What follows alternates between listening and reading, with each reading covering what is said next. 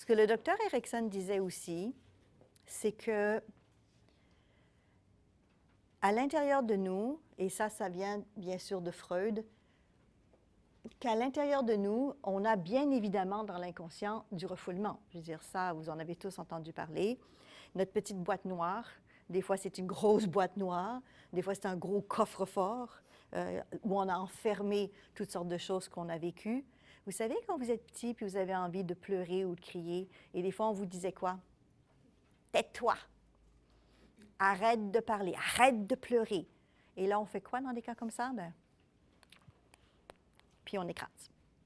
Donc, et on fait ça adulte aussi, figurez-vous. Ce n'est pas juste quand on est petit qu'on refoule. Donc, à l'intérieur de nous, quand on parle de l'inconscient, on parle bien sûr de l'inconscient à la Milton Erickson qui est plein de ressources, mais il ne faut pas se mentir, on parle aussi de l'inconscient qui a le refoulement, qui a toutes ces choses qui sont là puis qui n'ont pas pu s'évacuer pour toutes sortes de raisons ou qui n'ont pas pu encore être exprimées. Donc, ce que je vous propose à la méthodologie ericksonienne, c'est au lieu de faire un « je saute dans le problème » pour aller voir ce qui a été refoulé, ben on va plutôt installer plein de forces et de ressources.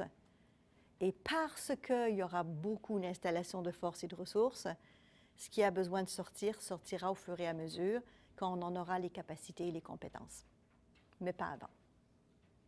Ça vous plaît? Ben oui, c'est intéressant.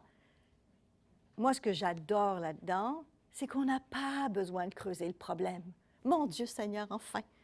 On n'a pas besoin de souffrir pendant des semaines. On n'a pas besoin d'aller à l'intérieur de nous chercher la pire catastrophe qu'on a vécue, puis l'activer et pleurer pendant des mois. C'est pas nécessaire. C'est pas nécessaire. Le docteur Erikson était un pionnier, avant son temps, du mouvement de la psychologie positive.